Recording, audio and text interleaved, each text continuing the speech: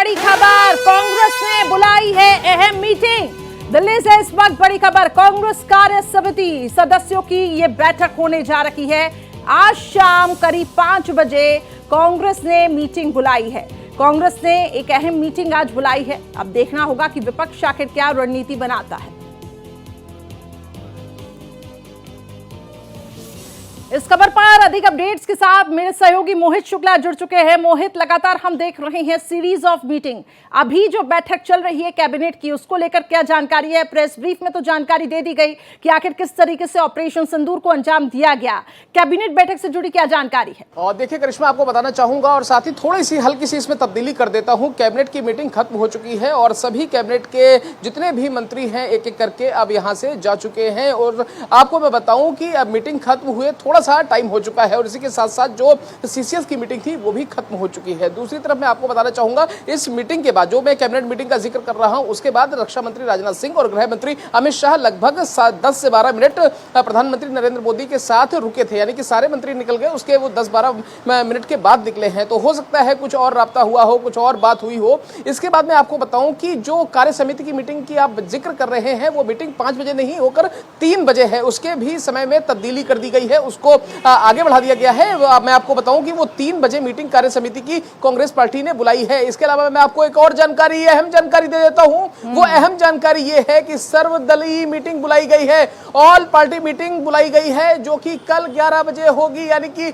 आपको पता होगा जब ये हमला होता है 22 तारीख को, उसके बाद सीसीएस की मीटिंग होती है और फिर हम देखते हैं कि ऑल पार्टी मीटिंग बुलाई जाती है पार्लियामेंट में। सरकार ने उस वक्त माना था कि हमसे गलती हुई थी, हमसे चूक हुई थी। उस वक्त आपको ये करिश्मा पता होगा, आतंकियों ने पहचान पूछ के मारा था और इस बार हमने पहचान कर मारा है। हमें टारगेट पता था, हमें पता था कि आप कहां छुपे हो। हमने इस बार पहचान के मारा है, आपने पहचान पूछ के मारा था। इतना सही अंतर है। बिल्कुल आपने ठीक कहा कि उस वक्त ये कहा गया था कि आप सबूत दिखाइए, आप सबूत भी सब पेश किए गए हैं और आज देखिए किस तरीके से मोहित, लेकिन ये स्ट्रैटेजी किस तरीके से अंजाम दिया गया। आप सोचिए कि एक तरफ आप भारत में कह देते हैं कि मॉक ड्रिल होगी, दूसरी तरफ आप रातों रात इस ऑपरेशन को अंजाम करते हैं। बहुत जरूरी हो जाता है इस तरीके के ऑपरेशन को कॉन्फिडेंशियल रखना।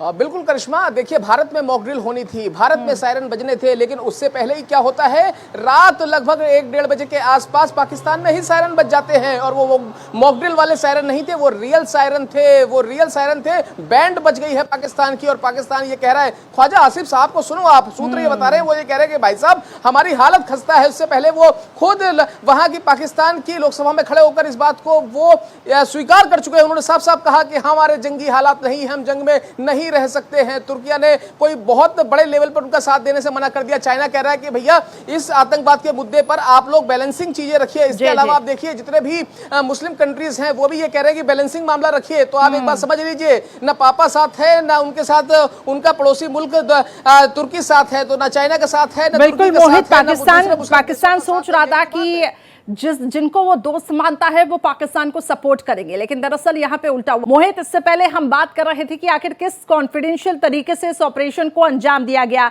पाकिस्तान की नींद उड़ गई। वहीं दूसरी तरफ आज सभी जो भारतवासी हैं वो खुश हैं और सभी यही कह रहे हैं, थैंक यू मोदी जी, आपने बदला ले लिया। जिस तरीके से मासूमों की हत्या हुई निर्ममता के साथ धर्म पूछकर आपने इन आतंकियों को सबक दे दिया।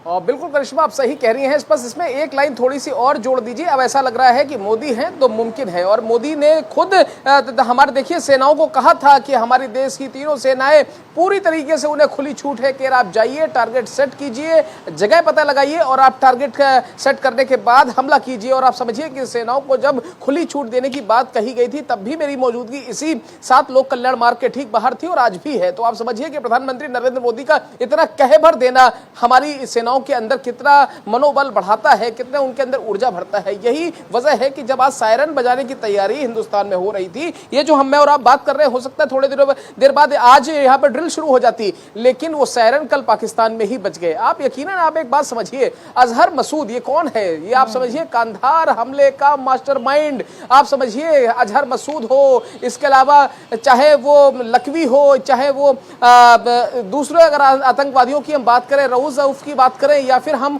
उसकी बात करें, क्या नाम, लश्कर तैयबा के कमांडर सईद साहब की अगर हम बात करें, उनको साहब कहना तो मैं तो ये कहूँगा कि बेमानी होगी। उनको साहब हो सकता है कुछ लोग कहें, मैं तो ये कहूँगा कि जिस तरीके से उसका सरगना सईद जिसने जो काम किया वो कहीं ना कहीं हिंदुस्तान की हमेशा से हिट लिस्ट में था, लेकिन इस बार निशाना लगा है और इस बार अपनों को खोने का दर्द क्या होता है ये मौलाना मसूद अजहर को अब पता लग रहा है, जब घर से 10-10 जनाजे उठ रहे हैं। और जब, और एक करिश्मा आपको एक बात और बता देता हूं, ये जो जनाजे उठ रहे हैं, इस जनाजे में आईएसआई के वहां पर अधिकारी पहुंचे हुए हैं, वहां पर पाकिस्तानी सेना के सैनिक पहुंचे हुए हैं, अधिकारी पहुंचे हुए हैं। तो सोचिए अगर आतंकवादियों के जनाजे में आईएसआई और पाकिस्तानी सेना के जनरल कर्नल मेजर जाने लगे तो फिर कहने और बताने, दिखाने, छुपाने के लिए कुछ बचता नहीं है। यही वजह है कि इंडियन आर्मी ने मारा है, ठोक के मारा है, पहचान करके मारा है, पहचान पूछ के नहीं मारा है।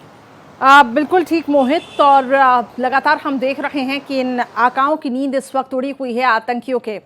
एक अब लगातार हम ये भी देख रहे हैं क्योंकि अब पाकिस्तान रिटेलिएट करने की भी बात कर रहा है। ऐसे में भारतीय सेना आखिर कितनी तैयार है, इस पे भी हम बात करेंगे। बहुत बहुत शुक्रिया फिलहाल मोहित जुड़ने के लिए।